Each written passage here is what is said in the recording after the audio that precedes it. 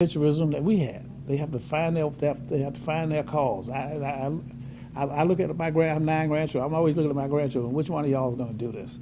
And, which one? I hope they all will, but I hope one of them will. And I look at their colleagues, and I'm always looking at young people who come here. I run a museum now in Washington D.C., and we get thousands of people here every day from around the country, around the world actually, and.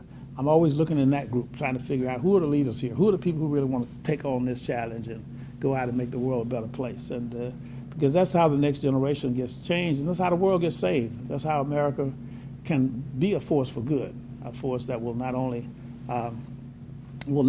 provide a good life for people who are here, but provide inspiration for people around the world that they can make their lives better if they work together and take care of each other and have respect for each other's rights and for each other's responsibilities, and band together to make the world a better place. And that's really what we all want to see. And I think SNCC represented that for all these years.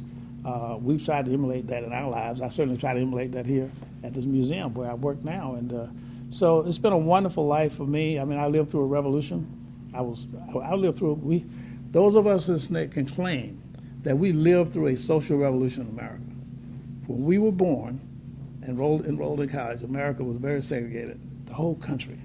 I've talked about the South a lot. When I first came to Washington, D.C., I stayed in a place just north of Walter Reed Hospital in Washington, D.C. with a family, Mr. Nero, in 1964. At that time, there were restrictive covenants on the deeds of property in that part of the city. That property could not be sold to black people. The civil rights movement in Washington, D.C. now, the Corps had what they call a blockbusting campaign going here. They were a white person, a good white person, liberal white person would go up there and buy the house, and then they would sell it to a black person.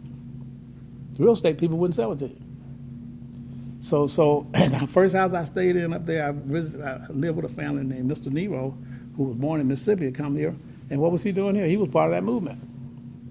You know, I ended up on the city council. A lot of us who came in from the South ended up being leaders in this town. Marion Barry was mayor for I don't know how long. Why? Because we brought a spirit with us that we wanted to do better. We came here for the purpose of doing better. And we came here and found these barriers.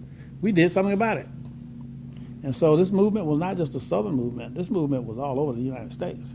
And it made life better for people in D.C. as well as in other parts of the country. And so, it has made life better for everybody. And I think that for young people out there who are thinking now, what can you do? I would say you got to find your cause, find your colleagues, stick with it. Stay on the job. Don't give up. Don't give in.